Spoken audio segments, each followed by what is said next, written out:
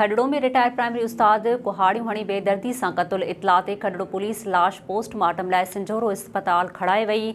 SS news जे reporter Mir Sanaullah Talpur मूजिब खडड़ो शहर जे मीर मोहल्ला जो रहवासी 45 वरनि जो अर्ज़ मोहम्मद टालपुर के संदसि सावण शाह कॉलोनीअ में मसवाड़ ते वरतल जगह ते नामालूम जवाबदार मथे ऐं कंध में कुहाड़ियुनि जा वार हणी क़तल करे फरार थी विया।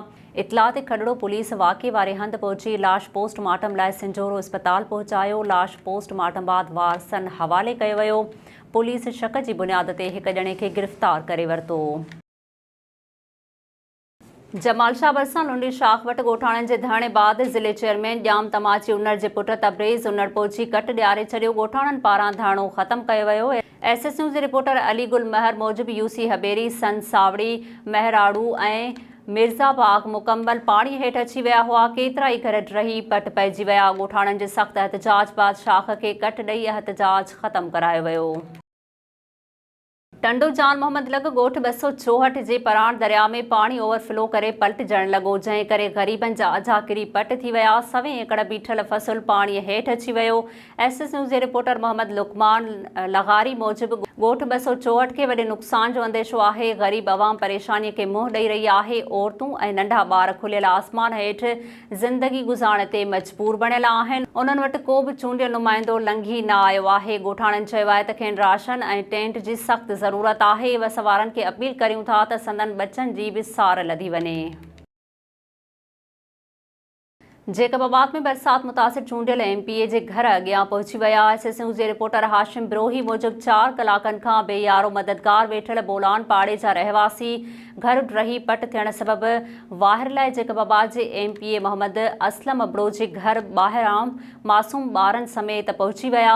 बरसात मुतासिरनि जे इंतज़ार करण बावजूद एमपीए ॿाहिरि न निकितो। मुतासिर दाहूं कंदा रहिया। उन सिलसिले में मुतासिरनि जो चवणु हुयो त गुज़िरियल 4 कलाकनि खां मथे वाहिर लाइ एमपीए जे घर जे दर ते बीठल आहियूं। ख़बर हुअण बावजूद मिलण त परे जी ॻाल्हि कंहिं नौकर जवाब बि नाहे ॾिनो।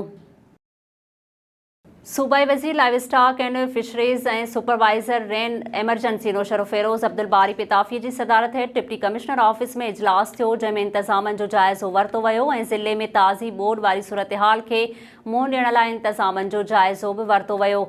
मोरे मां एसएस न्यूज़ जे रिपोर्टर परवेज़ चांडियो मूजिब उन मौक़े ते वॾे वज़ीर जो ख़ासि मुआविन मौला बख्श मुबेजो, डिप्टी कमिश्नर नौशर फ़िरोज़, मोहम्मद ताशफ़ीन आलम ऐं ॿिया लाॻापियल ऑफिसर पिणु मौजूदु हुया। सूबाई वज़ीर चयो आहे त सिंध जे वॾे वज़ीर जी हिदायत ते मूंखे ज़िले जो दौरो करण जो हुकुम मिलियो आहे त जीअं बरसातुनि खां पोइ बोर्ड जी सूरतहाल जो जाइज़ो वठी सघिजे। हुन समूरनि लाॻापियल ऑफिसरनि खे हिदायत कई आहे त हू मौजूदु बोर्ड जे पाणी जी ॾेकारीअ लाइ ज़रूरी इंतज़ाम कनि।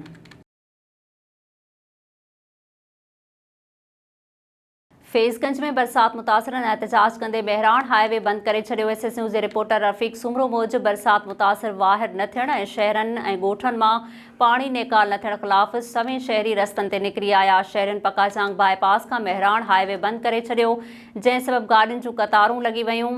शहरियुनि ज़िले इंतज़ामिया, तालुके इंतज़ामिया ऐं चूंडियल नुमाइंदनि ख़िलाफ़ सख़्त नारेबाज़ी कई। शहरियुनि मूजिब सवें घर ड्रही विया आहिनि। हज़ारे माण्हू बेघर आहिनि, पर इंतज़ामिया नाले का बि शइ मौजूदु नाहे। इस्लामकोट में शहर जे मुख़्तलिफ़ मुहल्लनि में गंदगी जा ढेर लॻल आहिनि। मच्छरनि जो आज़ार वधी वियो आहे। नालियुनि जी सफ़ाई 2 महीननि खां नाहे थी सघी।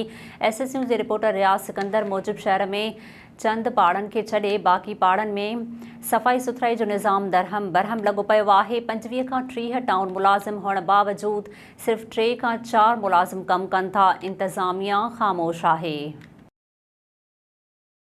मटियारी जो ॻोठु कादिर बख्श कोसो बरसाती पाणीअ में ॿुॾी वियो। ॻोठाणनि जे इंतज़ामिया पारां का बि सार न लधी वई। एसएस न्यूज़ जे रिपोर्टर नवीद ख़ासकेली मूजिब ॻोठाणनि मीडिया आॾो दाहूं कंदे चयो आहे त डिप्टी कमिश्नर मटियारी जेको वॾे वज़ीर खे ब्रीफिंग ॾेई रहियो हुयो, उन जी कारकर्दगीअ जो असुलु चहिरो ज़ाहिर थी पियो आहे। हुननि जो चवणु हो त वॾो वज़ीर ग़रीब मिसकीन माण्हुनि वटि पहुची उन्हनि जो हाल पुछण बजाए एयर कंडीशन कमरे में वेही सरकारी अमलदारनि खां हुननि जी हालत मालूम करण खे तरजीह ॾिनी। रहवासियुनि अंब खोसो, शाहबे खोसो, बिशारत खोसो, अली नवाज़ खोसो ऐं ॿियनि चयो आहे त असांजो समूरो ॻोठु बरसाती पाणीअ में लुढ़ी वियो।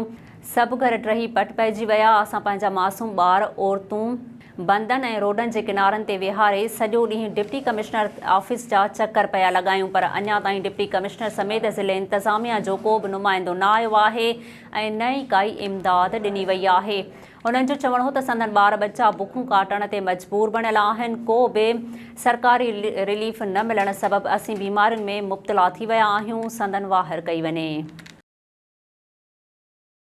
टंडे आदम वेझो सुई कंदड़ माइनर खे 30 फुटनि जो घारो, 4 ॻोठ ऐं फ़सुल पाणीअ हेठि अची विया। SS न्यूज़ जे रिपोर्टर अब्दुल्ला बहण मूजिबि टंडे आदम वेझो सुई कंदड़ माइनर खे ॻोठ केसर घोट वटां 30 फुटनि जो घारो पइजी वियो, जंहिं सबबि ॻोठ मोहम्मद बख्श बिरोही, ॻोठ फ़कीर आलम हिंगोरो, ॻोठ आरिफ ख़ासकेली, ॻोठ फोटो हिंगोरो समेत ॿियनि ॻोठनि में बि पाणी दाख़िल थी वियो। ॻोठाणनि इल्ज़ाम हयो आहे त शाख जे मुंड जे आबादगारनि पारां बरसाती पाणी शाख में छोड़ करण जे दॿाउ सबबि घारो पइजी वियो। केतिरा ई ॻोठ ऐं फ़सुल पाणीअ हेठि अची विया आहिनि।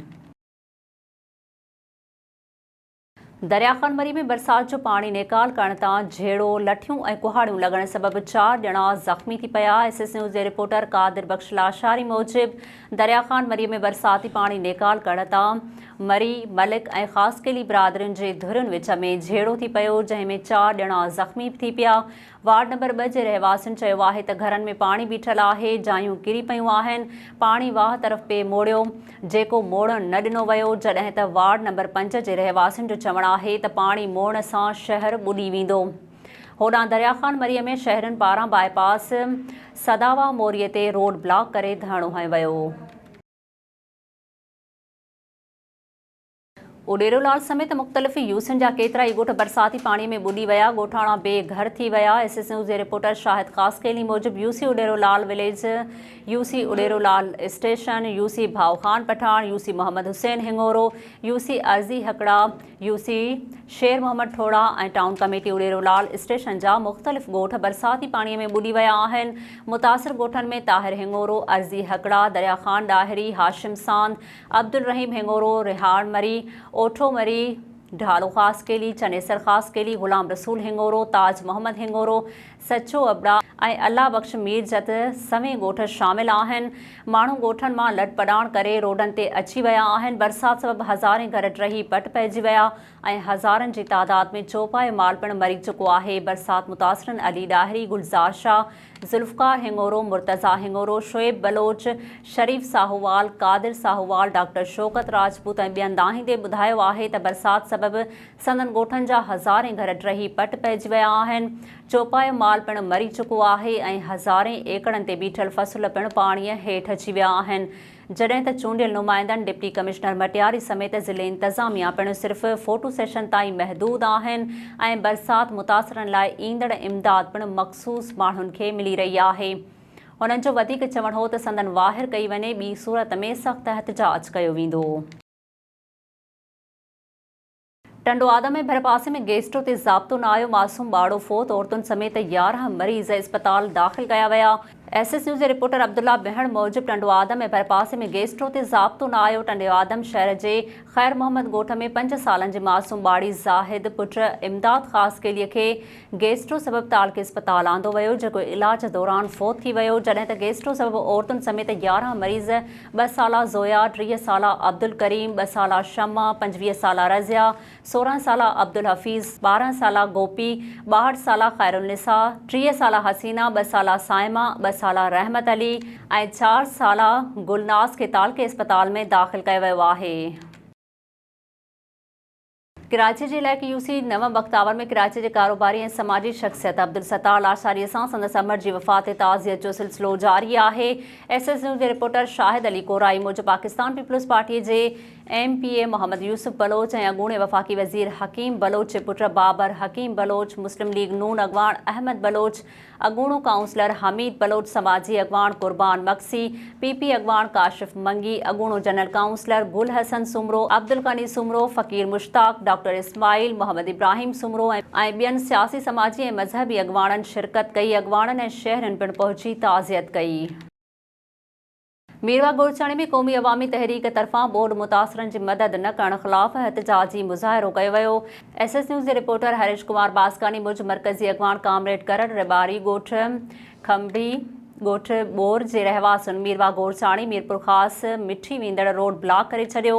ॻोठाणनि तर जे बाअसर वॾेरनि ख़िलाफ़ सख़्त एहतजाज कंदे नारेबाज़ी कई।